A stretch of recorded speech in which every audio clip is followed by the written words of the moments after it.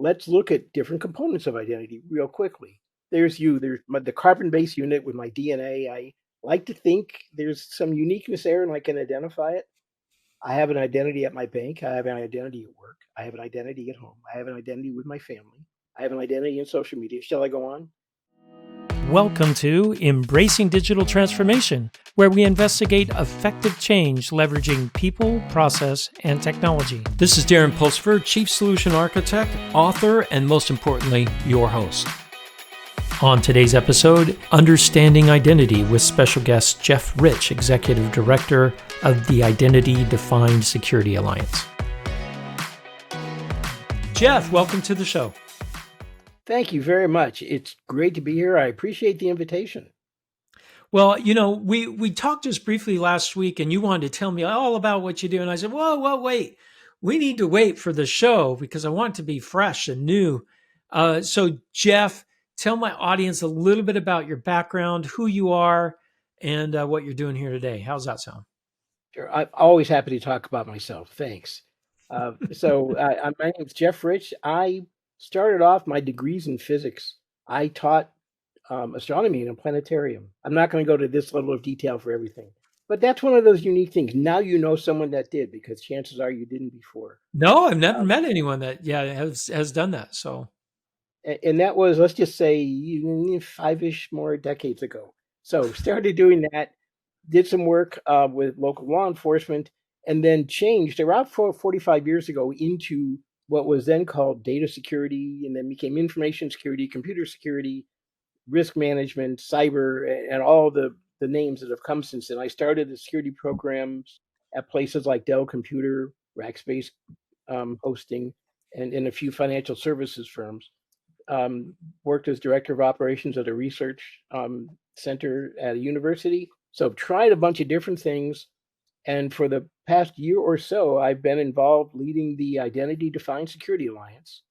And we are focused on identity and the security of identity and what that means, both to the ecosystem, to general infrastructure, and ultimately to the consumer, because in many cases, that's where identity leads.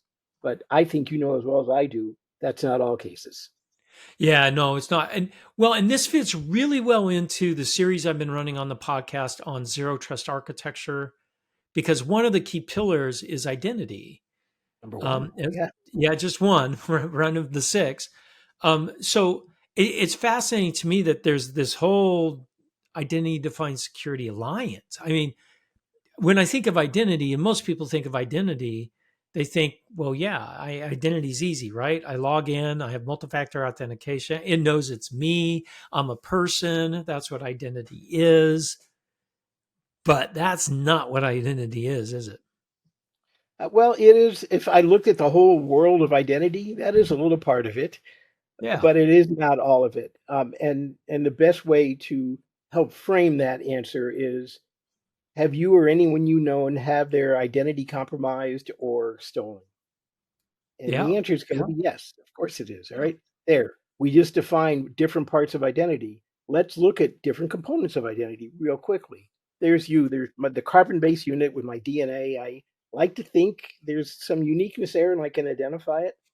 I have an identity at my bank. I have an identity at work. I have an identity at home. I have an identity with my family.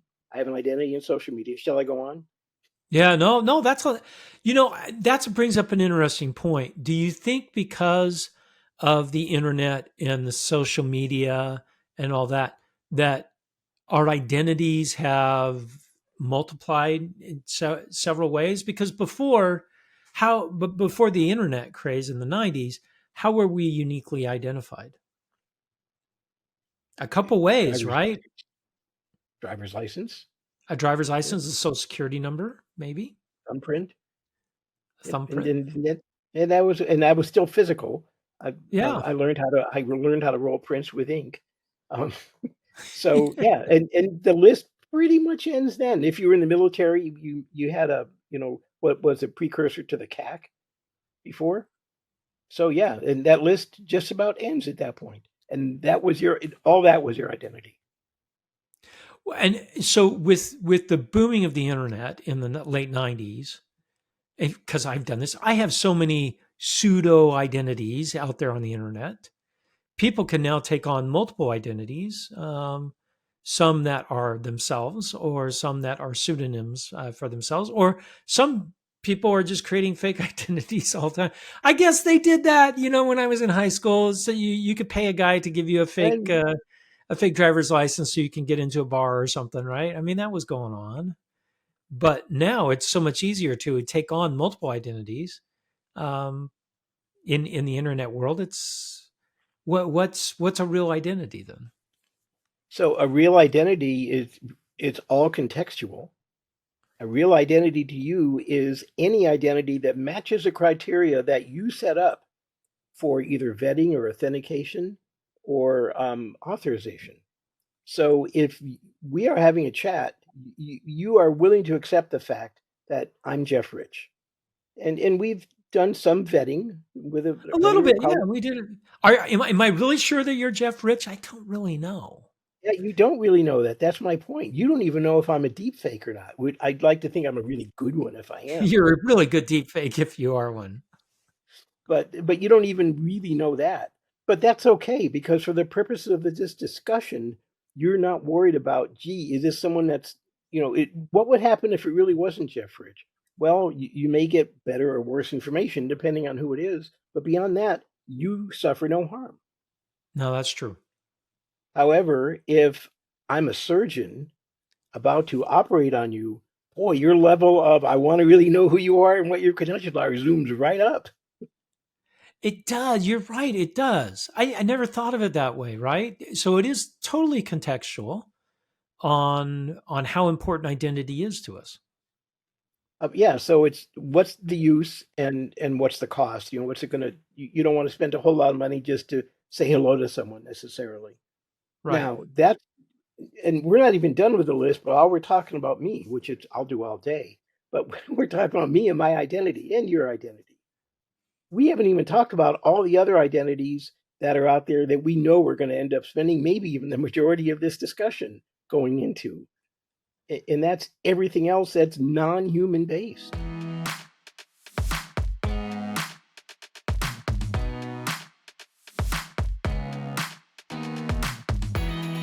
Whoa.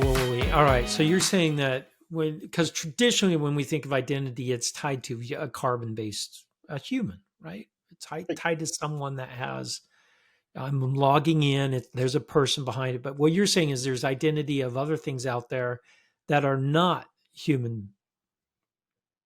And you're not talking pets either. You're talking like, virtual things and things that aren't alive, right? That is where I was going, but now that you mention it, we don't pets can be in that category too. Yeah, Pets they can fit can.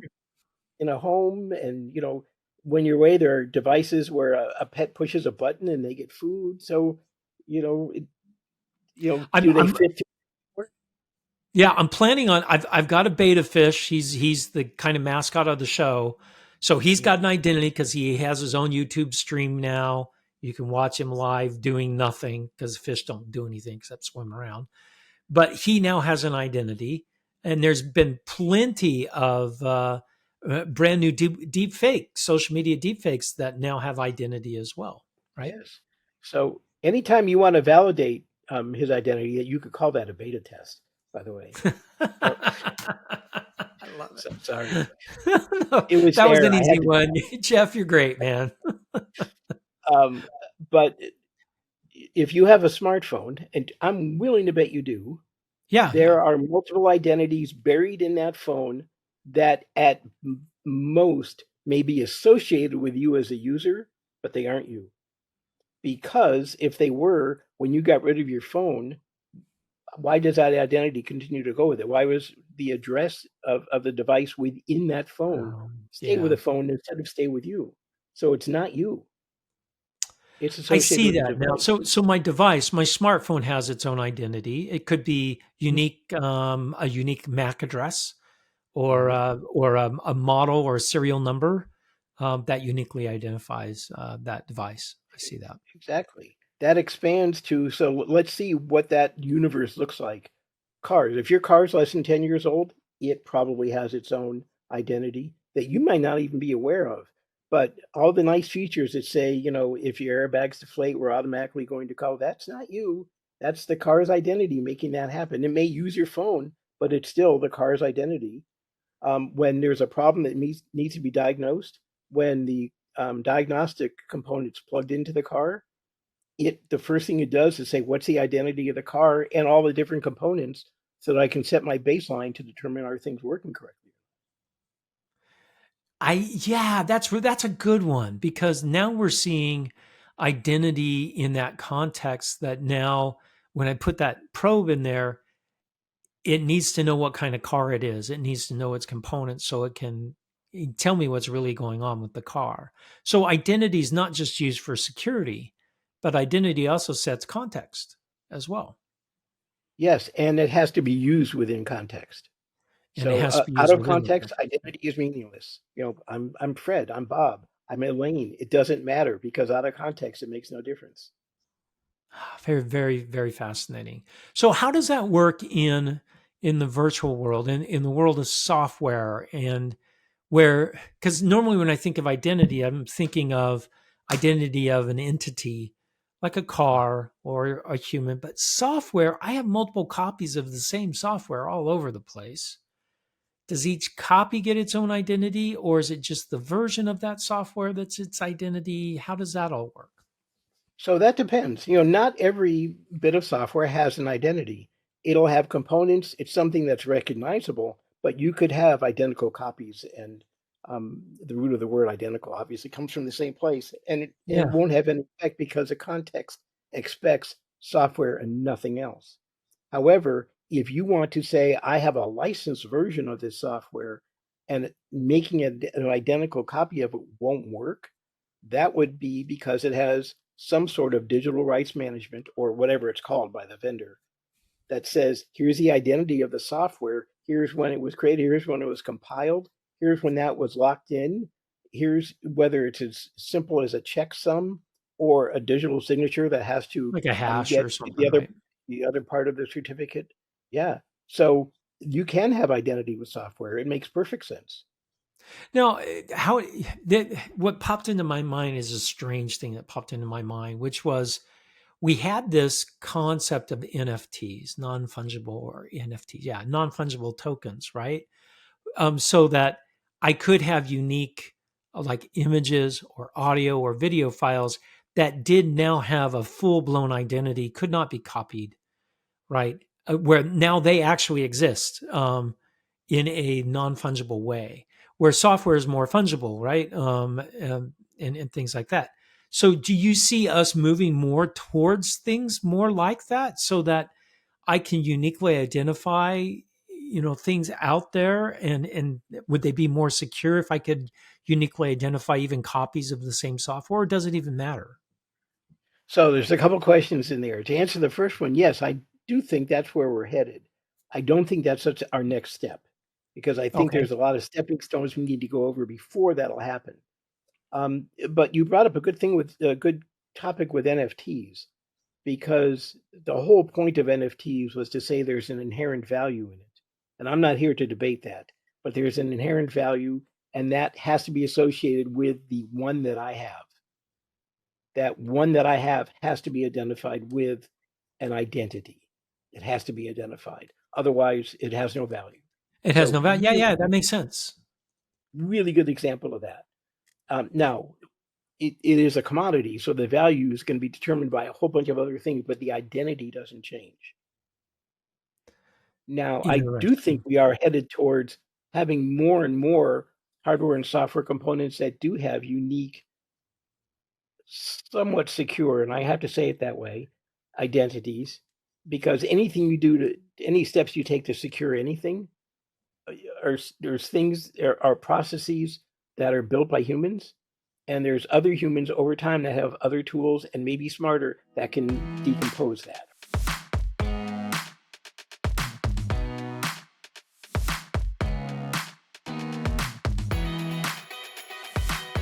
So we actually ran into that problem with SolarWinds, right? SolarWinds And security software to help me with my security, my network security. A hacker got in, and built into their software because they hacked around. It was a phishing attack. There's a whole story on that. So in that case, they were shipping out security software with a security hole in it, and Yeah, no one and it knew. was certified. Yeah, and Yeah, it's certified. Yeah, it says I trust this, right? Yeah, that's a good point. so. Now I'm not here to bash SolarWinds because all it would take is a half of a breath for me to be in that position, and I have been to a degree, but not to that scale. So I'm not here to bash them, but that's No, how not that at happened. all. Not at all. I mean, it was a very sophisticated attack and very patient, and it could happen to anyone. Absolutely. And the root of it was social engineering, which was a way for one individual to convince another individual to compromise their identity. See, you're right. This all went back to identity. Boy, Jeff, you're smart. That's why you're the executive director of identity, right? I mean, that makes sense. Well, it's where my focus is, without question. Yeah, yeah, And yeah. nothing, there's a reason that identity is the first pillar of zero trust. You can't get there without knowing who you're dealing with or what you're dealing with all of the time. And in zero trust, it is all of the time. You never have a point where you say, well, I did I that, it's not trust no one. important. Yeah, Yep. yeah, you're right. So, So so how do you see identity changing? Because right now, when we think of identity as a username and a password, and we've moved on to maybe multi-factor authentication, so a token of some sort that I know. Do you see that continually to grow and become more complex, or do you see it simplifying over time on how I truly identify an individual or software or hardware out there in this ecosystem that we have? I envision that going to become more simple for the users to use because the systems that support it will become more complex. If I can, if you make everything simple, which would be great, to me, life should be simple, right? However, if everything is simple enough, then all it takes is one social engineering um, effort to be successful for it to break. So there has to be a level of complexity, at least in the back end, to say you can't simply open one door and get in. Even if you get into one door, I'm going to make you go through another. This is a zero trust concept, and I'm going to make it have to go north. So before you get to the core, you will have had to go through a whole bunch of gates and satisfied each one uniquely, not the same password to get through each one. To get to. So Well, more well, complex that back end to make it more simple to use. okay. So, well, I've got a great example for this. My wife, just last night, she can't watch these horrible Dateline shows anymore because someone's always dying. And but she goes, "What if you died? How would I know what all the passwords are to all of our bank accounts, all of our financial things, and bills, and all the services that we have?" All And I said, "Well, the password's the same for all of them," which is stupid for me to do, right? Or do I use a password vault, or do I come up with my own algorithm and say, well, here's the algorithm, apply the algorithm when you're getting into every single account that we have. How does anyone get, I mean, that's complex. That's crazy for me to do. Mhm. But So, so the simple thing for me to do is use the same password everywhere, which is dumb, right? Because oh, that's vulnerable. that's simple everywhere that I was talking about. That one break breaks everything. Yeah, exactly. So So, what's the answer to a neophyte like me? Don't know much about identity. What do I do? What do I do about this? so first of all, before you call yourself a neophyte, if you do come up with your own algorithm to be used for every single situation, you could fill in that one spot back behind you that doesn't have a Yeah, patent. that's right. I could get a new patent for that. Yeah, you're right. Um, but but I think the simple answer to this is I think what we're going to have to do about now is really two things. As much as a lot of people don't want to hear this, at some point, governmental agencies have to be involved, only because everyone needs some authoritative source that they can trust. Once again, I'm not getting into a political debate, but everyone needs an authoritative source they can trust where everyone can use the same one. Now, I happen to be involved in another nonprofit called CD Hub that deals with sustainability and interoperability with IDs. And one of the goals of that is to not necessarily develop standards, but come up with where we think the gaps are and what standards really need to do and influence some standard bodies and governments to accept them. To say that if you're going to have a digital wallet, which is going to contain some of your credentials and your IDs and everything else, here's the minimum components that you should have before I'm willing to accept it. Gotcha. So we kind of already have a little bit of this already happening, though, right? Because Google did it, Apple's done it, Facebook has done it, Microsoft has done it, where I can I can use their authentication services to authenticate who I am. So I Right only have now, to that's remember one thing, right? right. You're using federated identity that way. Yeah, Now, the one thing that's different from what I suggested is, and this is why I said it, at some point, a governmental agency has to be involved because Microsoft will say, well, I'm sure you use Google authentication, but I'm Microsoft, so I don't want to accept it. And the same will hold true in reverse, by the way. I'm not no, against no, no, no, no. Microsoft. I understand that. Yeah, because they're competitors, and Yeah. why would I do that? it- Um, yeah, and my that technology makes is better. But when there is what on the surface should be an disinterested, objective party saying, here is the minimum standards I look for to vet someone to say I can authenticate their identity. And if I'm willing to accept those levels of criterion, then I should be able to say, then when you say that you're Darren, I'll accept it. right. No, And I that don't makes care what company you're with because it is a third party it's a third entity. party. And So it doesn't necessarily have to be government. It just has to be a third party disinterested um, um, entity that cares. Because that's what we've done with the internet with DNS, I right? can. Yep. I Yeah, I can. can. It's supposed to be that. Supposed to, yes, supposed to be. But I say it that way because of what it's turned into, unfortunately. I mean, it still does a wonderful job. We wouldn't be talking if it didn't work. Right. Yeah.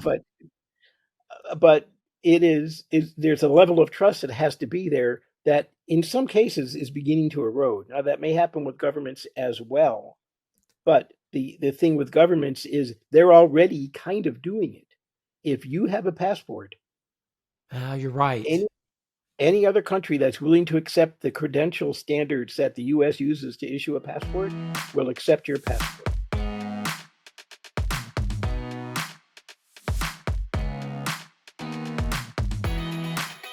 It would still be a federated way of doing things because each entity would have to trust the other entity, and there'd be some commonality between that trust. Recip- uh, Exactly. repro- re- what's the right word? Reciprocity. Reciprocity. That's the word I'm looking for today. Oh, yep. Yeah. And that is how it works right now. Um, the now governments can have issues, and that's when wars happen, right? Yeah. Yeah. Yeah. Yeah. Or tariffs or whatever else is going to be there. But you're more likely to have a dependable, consistent source with government to government than you are with company to company because there's an acquisition or there's a new technology or they just did an update which took everyone else. All Hey, those which things took happen. everyone out. Yes, that is true. Do you ever see us moving even away from having a third party authentication and using biometrics of some sort to uniquely identify someone? So I'll challenge you. That's a great idea. The potential, what needs to be solved with that is if I could say, here's a sample of my blood chemistry and fingerprints. How do you know those are mine? Someone has to authenticate that in the first place. You're Yep. right. You have to have someone that you trust to say, yes, that matches what I have on file for him.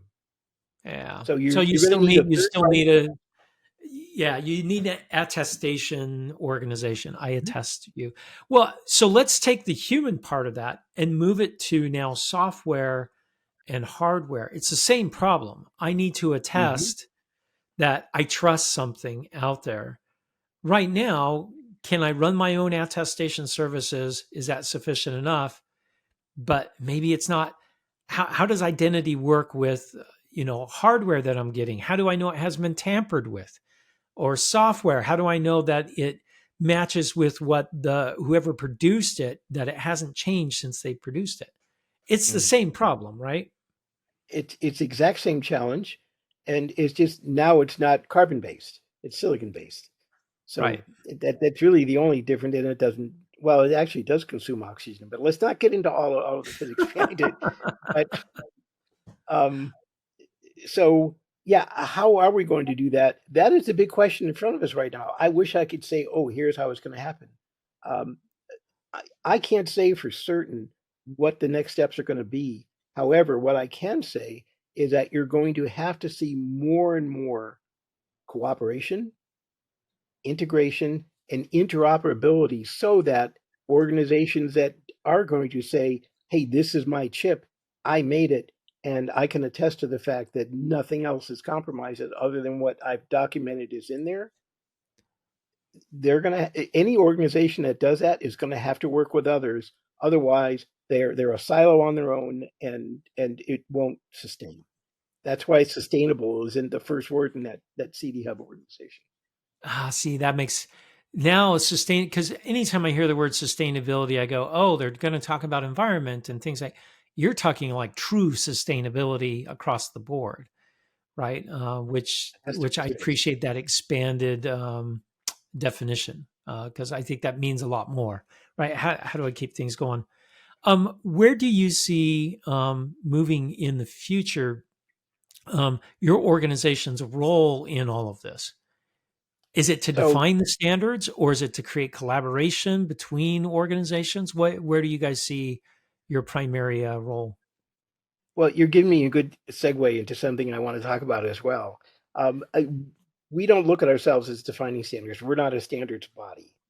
There are good standards bodies out there, and we work with many of them.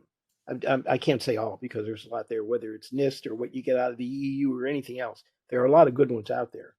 But there are times where we feel we should be in the position to, through collaboration of our members, whether it's an identity vendor or an identity consumer, to come up with a common voice that's going to maybe influence what that standard might need to be doing if it's not doing it yet. I don't think I see us going further than that as never becoming a standards body.